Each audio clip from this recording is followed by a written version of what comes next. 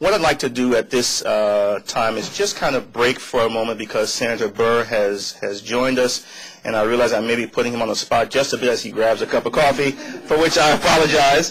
But I'd like to invite the senator to join us here at the podium and just take some time and sort of share with you his thoughts and perspectives on this issue.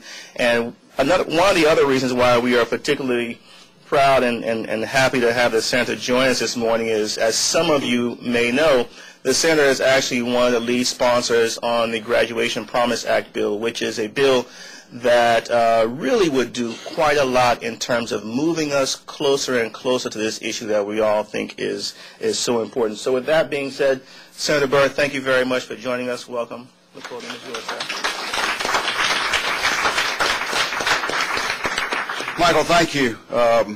More importantly, thank you to each one of you. The governor was sort of filling me in as to the makeup of the room and how significantly different it is from education groups, groups that have education interests that he's been up with in the past and that I've had the opportunity to share our thoughts and our plans and our concerns. And I'd like to do that with you today. I apologize for coming in a few minutes late. I'm upstairs trying to revamp the disability system for our nation's veterans. That makes turning high school graduation around a simple task in comparison to what we're challenged with. Some personal observations. It outrages me that America is not outraged with the graduation rate of our high school students on time. I'm sure that some can sort of reverse the glass of water and say 70% is a pretty good number. I look at it and say that's 30% that we're not providing the tools that we know they need to compete in an ever-changing world. Now, if the economy for these kids was like the economy was when I was their age, they might be able to adapt somewhere into that system. But what we don't, as Americans, realize is the exponential changes that are going on globally and how that changes the opportunities that our kids will have. While I talk, there'll be 244 children born in China and 353 kids born in India, while 60 are born in the United States. That's exponential change. At some point, size matters.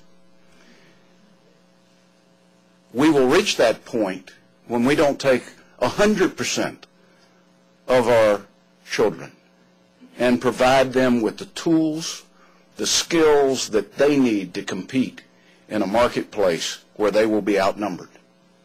Now, I'm sort of working backwards because you've got to paint the picture of what is out there before you can talk about why is there a crucial need for us to change the way we do things. I'm pleased to see my good friend from North Carolina and others who I'm sure are here to tell you about successes they've had. You see them in pockets all around the country. And when I'm asked what the solution is, I say it's D, all of the above. There's nothing we shouldn't try. There's no area we should leave untouched. There's no child we should sacrifice because we've come up with some artificial reason as to why we can't muster a way to get them across the goal line. If Bill and Melinda Gates are right, the majority of the kids that don't cross the goal line on time are academically gifted kids, not academically challenged kids.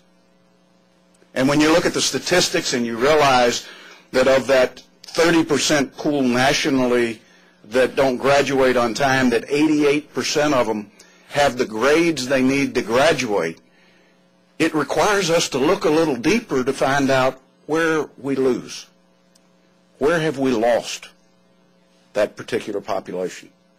So in some cases it means challenging in a much greater way. In some cases, it means structuring education differently. When I talk about the exponential change, I had the opportunity to be the first federally elected official to ever be asked to address the University System Board of Governors in North Carolina. Now, that's particularly unique, not just in the fact that I was the first federal official asked to speak. The head of the university system is who I ran against for the United States Senate.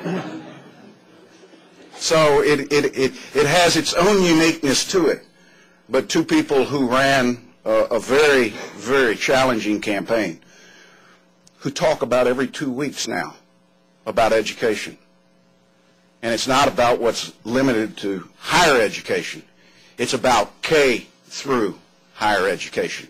Because we both realize that unless we've got kids on track to do that, then government will be dealing with the results of it, and that's that they can't be fully integrated into where the marketplace is, that they will fall short of what they need and the potential that they've got.